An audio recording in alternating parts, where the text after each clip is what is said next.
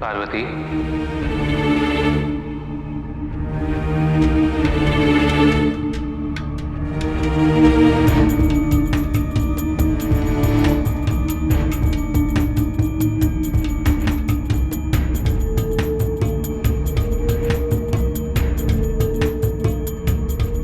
इतनी व्याकुलता क्यों पार्वती?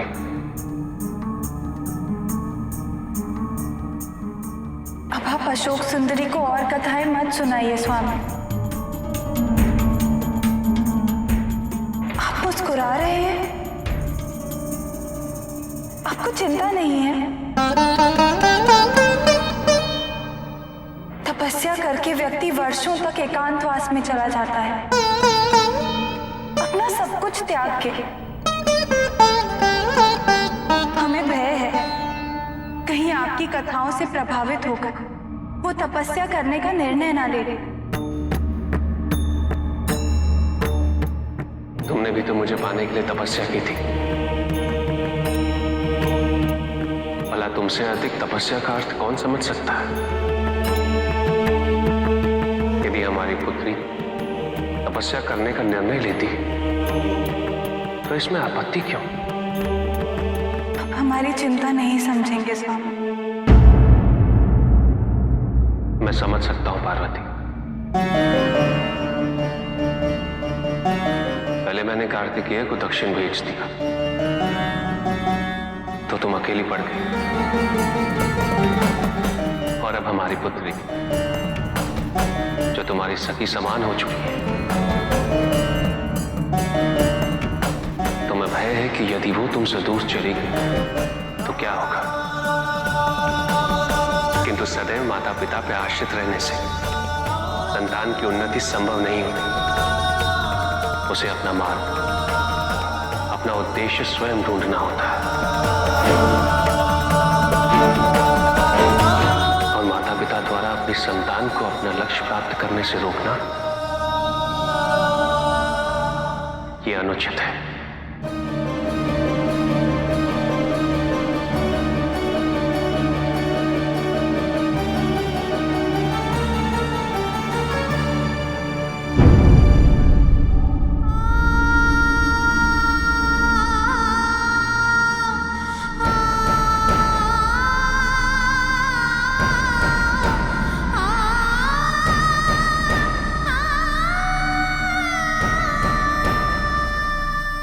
हम शत्रु नहीं हैं अपनी पुत्री के। उसे उसके लक्ष्य को प्राप्त करने से रोकने की कोई मंशा नहीं है हमारी। किंतु जब से उसके मन में तपस्या के प्रति इतनी जिज्ञासा उत्पन्न हुई है, हमें उसके दूर जाने का आभास होने लगा है। हम करें तो क्या करें?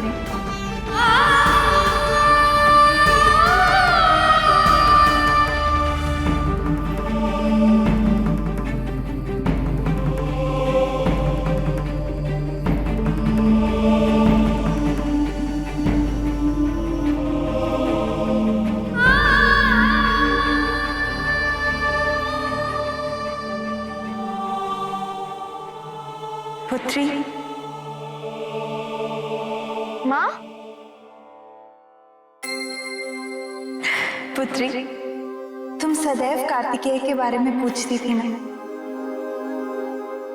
अपने भ्राता से मिलना चाहती हो? क्यों नहीं माँ? उनसे मिलने के लिए तो हम कब से व्याकुल थे। माँ, ऐसा कहकर तो आपने हमें और भी व्याकुल कर दिया। बताइए ना, हम कब चलेंगे? हम अभी स्वामी से आग्रह करते हैं कि वो हमें कार्तिकेय के पास ले चले। शीघ्र क्यों? हम आज ही चले। सच पिताजी? हाँ, अपनी पुत्री को उसके भ्राता से मिलाने में मैं पहले ही बहुत विलंब कर चुका हूं। अब और नहीं।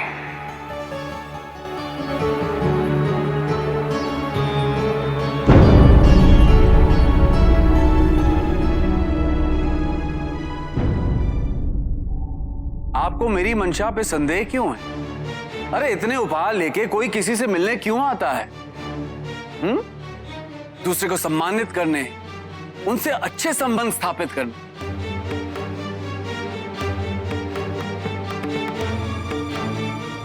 पिछली बार जब कार्तिकेय से भेंट हुई थी तब परिस्थितियां विपरीत थी।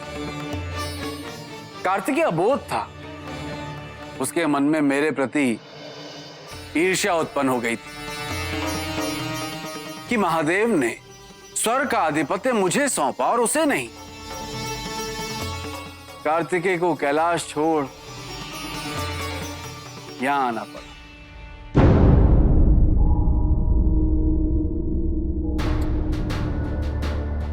केवल शिवपुत्र ही देवराज इंद्र को इतनी प्रतीक्षा करा सकते। देवराज इंद्र, सेनापति मुर्गन ने मुझे ये आदेश दिया है कि मैं आपको उन तक आदर व सम्मान पूर्वक पहुंचाऊं। किसने? सेनापति मुर्गन ने देवराज। सेनापति मुर्गन?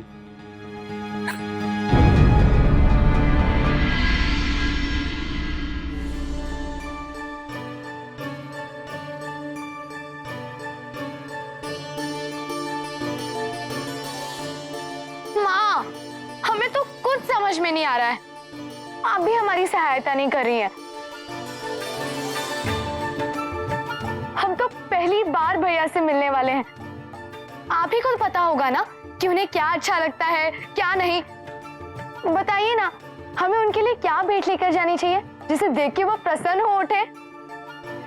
पुत्री, हम अवश्य जानते हैं कि कार्तिकेय को क्या अच्छा लगता है और हमने उसी के अनुसार व्यंजन भी बना लिए। किंतु तुम उसे क्या भेंट दोगी कि हम कैसे बता सकते हैं?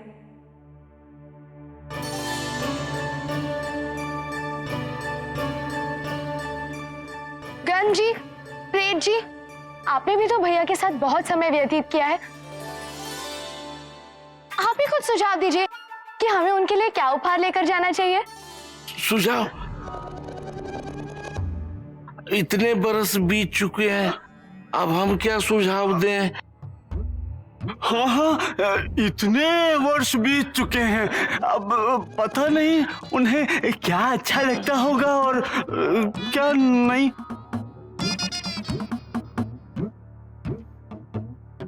कहीं हमने अपना सुझाव दिया और कुमार की पसंद से विपरीत निकला तो हमें अत्यंत दुख होगा।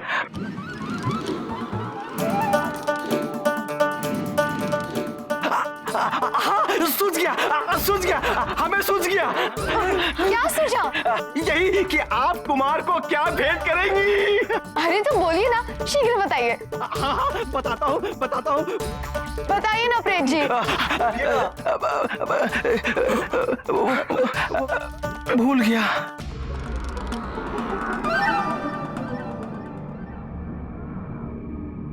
पिताजी, आप ही बताइए ना, हम उनके लिए क्या लेके जाएं? पुत्री, तुम अपने भ्राता कार्तिकेय से पहली बार मिलने जा रही हो। इससे अधिक प्रसन्नता कार्तिकेय को किसी उपहार से नहीं मिलेगी। किंतु हम बिना कुछ नहीं मिलने जाएंगे उनसे। बताइए ना पिताजी, आप तो सारे जगत की सहायता करते हैं, हमारी नहीं करेंगे अपनी पुत्री की?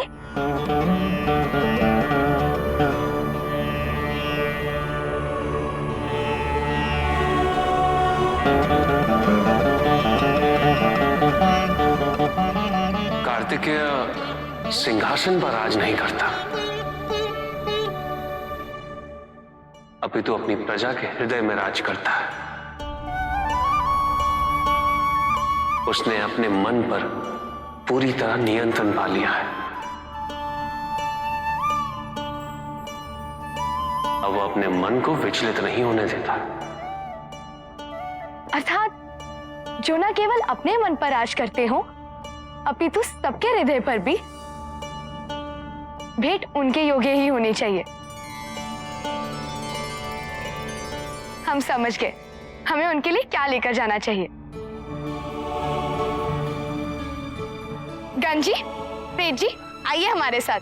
भैया के उपहार की व्यवस्था करें। चलिए।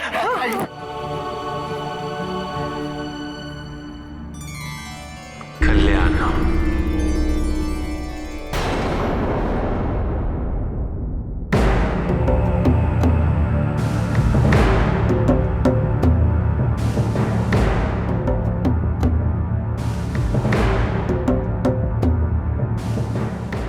यदि महादेव ने इन्हें अपनी हथेली पे न रखा होता, क्या इनके लिए तारकासुर का वध करना संभव हो पाता? क्या आप इस विजय का श्रेय अपने से कहीं अधिक अपने माता पिता को नहीं देना चाहेंगे?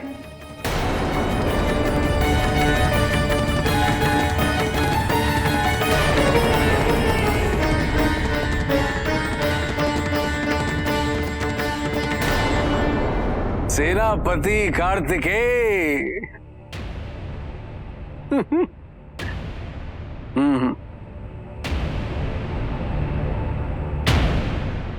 सेनापति मुर्गन, यहां दक्षिण में आपको सब आदर पूर्वक सेनापति मुर्गन पुकारते है ना? सेनापति मुर्गन, कैसे हैं आप? मैं जानता हूं आप क्या सोच रहे हैं। यही ना कि मैं यहां क्या कर रहा हूं? कुमार, आप यहां अकेले, घर से, परिवार से, सबसे दूर हैं। सोचा आपसे भेंट करता चल, देख लूं कि यहां दक्षिण में आपको कोई कष्ट तो नहीं है। आपको समुद्र मंथन का समाचार तो मिल गया ना?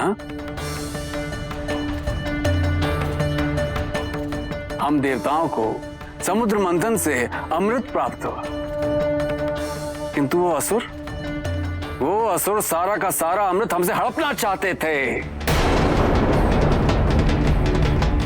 किंतु आपको जानकर प्रसन्नता होगी कि हमने सब कुछ आपके बिना ही प्राप्त कर लिया।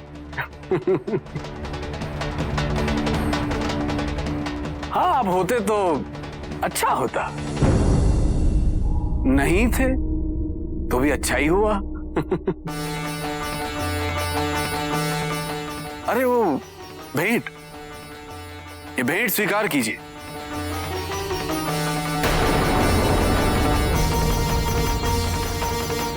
आने का समय ही नहीं मिल रहा था, इसीलिए थोड़ा विलंबित हो गया। लीजिए लीजिए। एक राजा की ओर से उसके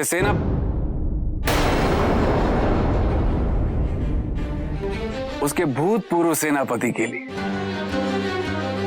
लीजिए लीजिए।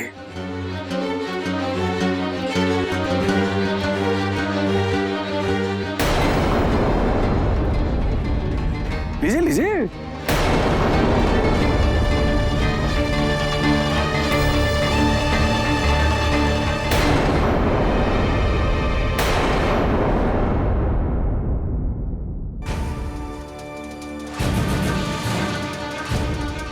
मेरे लिए इनमें और मिट्टी में कोई अंतर नहीं है।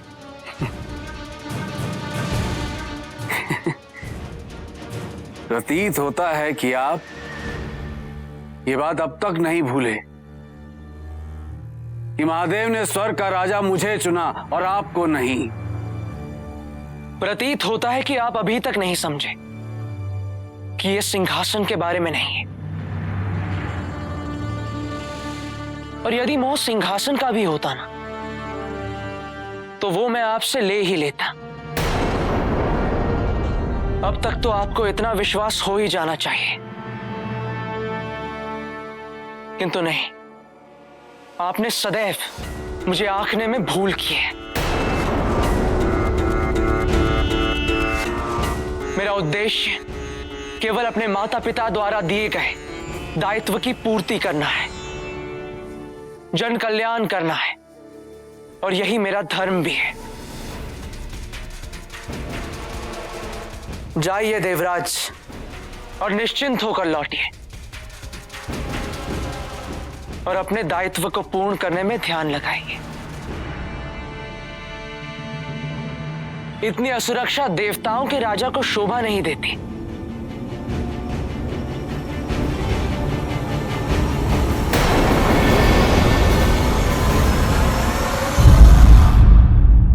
मैंने अपना हर संभव प्रयास किया है दक्षिण की रक्षा करने का,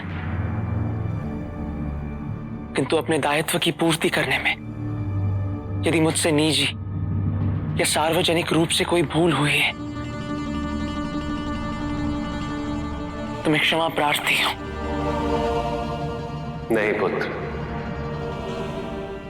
तुमसे कोई भूल नहीं हुई। भूल तो मुझसे हुई है,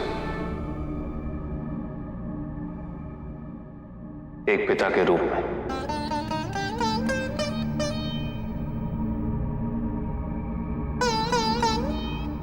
इसीलिए मेरा पुत्र मुझसे अपने हृदय की पीड़ा व्यक्त करने में इतना संकोच कर रहा है। नहीं पिताजी, आप ऐसा मत कहिए, ऐसा कदापि नहीं है। ये तो मेरी आत्मग्लानि है जिसे व्यक्त करने में मैं असमर्थ हूं। मैं सदैव ऐसा प्रयत्न करता हूं कि मुझसे ऐसा कुछ ना हो जिससे किसी को दुख पहुंचे, किसी के सम्मान पर आघात हो। किंतु कुछ व्यक्ति मुझे विवश कर देते और मैं विवश हो जाता हूं।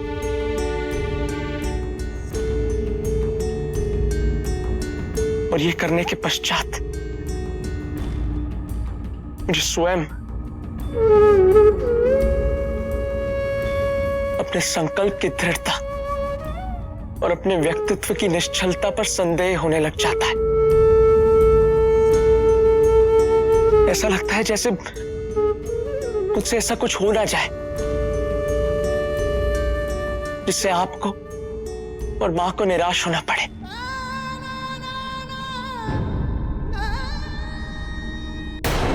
कार्तिकेय ने मुझे चेतावनी दी, उस बालक ने देवराज इंद्र को चेतावनी दी, और हम कुछ नहीं करेंगे, ऐसे ही हाथ में हाथ रख के बैठे रहेंगे। आपको तो कृतज्ञ होना चाहिए देवराज कि कार्तिकेय ने आपको मात्र चेतावनी दी। आपका दुस्साहस देखकर यदि वो कुछ कर भी जाते तो मुझे आश्चर्य नहीं होता। मेरी ओर इस प्रकार देखने का कोई लाभ नहीं है देवराज।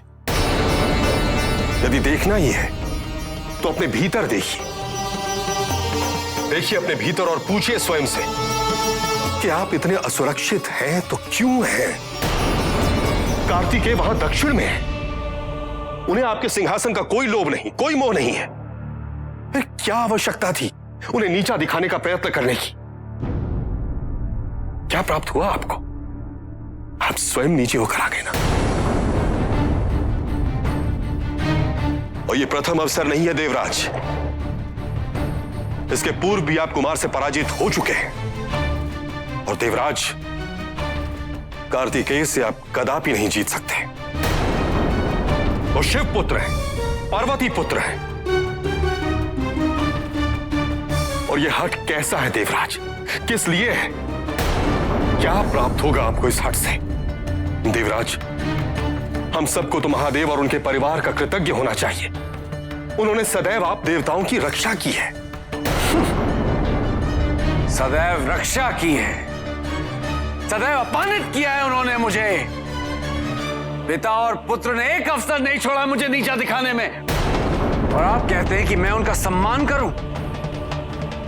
यह कह कि आप स्वयं मुझे अपमानित कर रहे हैं देवगुरु। अपने अपमान की परिस्थितियां आप स्वयं उत्पन्न कर रहे हैं देवराज। अमृत पीने के पश्चात पुनः अहंकार में आप असुरों का तिरस्कार करते रहे। इसीलिए महादेव को यक्ष का रूप धारण कर आपको दर्पण दिखाना पड़ा। और कार्तिकेय नहीं आए थे आपके पास, आप स्वयं गए थे उनके पास, उन्हें अपमानित करने की मंशा लेकर। ऐसा करके आप स्वयं को असुरों की श्रेणी में ले आए हैं देवराज। स्मरण रहे देवराज, प्रत्येक बार आपको ही पराजित होना पड़ेगा।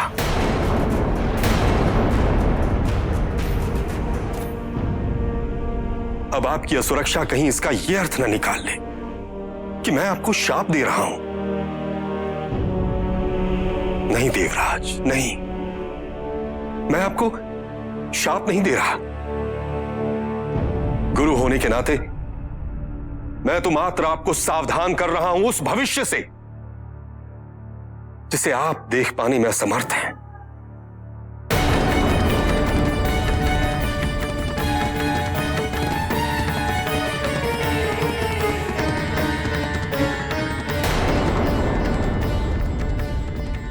जीवन में ऐसे व्यक्ति आवश्यक होते हैं। हमारी असफलता में हमसे कोई ईर्ष्या नहीं करता, कोई हमसे असुरक्षित नहीं होता। यदि कोई हमसे असुरक्षित हुआ तो इसका एक ही अर्थ है कि हम अपने उत्तरदायित्व, अपने कर्तव्य में सफल हो रहे हैं। हमने जिस मार्ग का चयन किया है वो सही है। जिस उद्देश्य हेतु हम प्रयत्नशील हैं वो उचित है।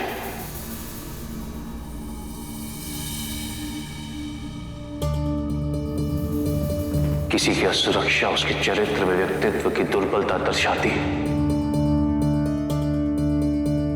देवराजेंद्र ने जो कुछ भी किया उसमें तुम्हारा कोई दोष नहीं है। किंतु पिताजी, वो तो एक अतिथि बनकर आए थे। उनका सत्कार करना, उनका सम्मान करना मेरा धर्म था, और मैंने उनके साथ। पुत्र,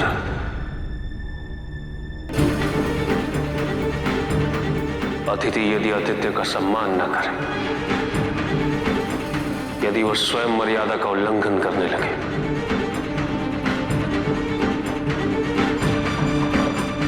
तो उसकी गणना अतिथियों में नहीं की जा सकती। देवराजेंद्र तुम्हारे आत्मविश्वास, तुम्हारे आत्मसम्मान पर आघात करने आए थे।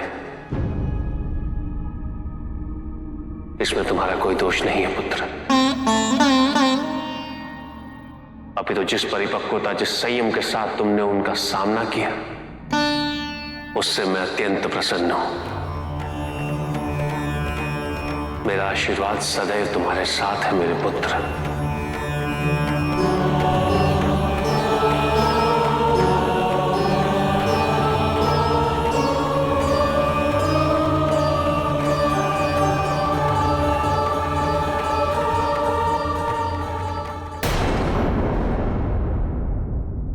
जाइए और संभालिए अपने स्वर्ग को। मुझे आपके सिंहासन का कोई भी मोह नहीं, और यदि मोह सिंहासन का भी होता ना, तो वो मैं आपसे ले ही लेता। कार्तिकी ने सहसा मेरे सिंहासन की बात क्यों की? इस बात में कोई भी संदेह नहीं है। कितने वर्षों के बाद भी उसके मन में मेरा सिंहासन हड़पने की इच्छा जीवित है, किंतु मैं ऐसा कदापि नहीं होने दूंगा, कदापि नहीं। इससे पहले क्यों मेरे विरुद्ध कोई योजना बनाए, मैं उसकी मति भ्रष्ट कर दूंगा।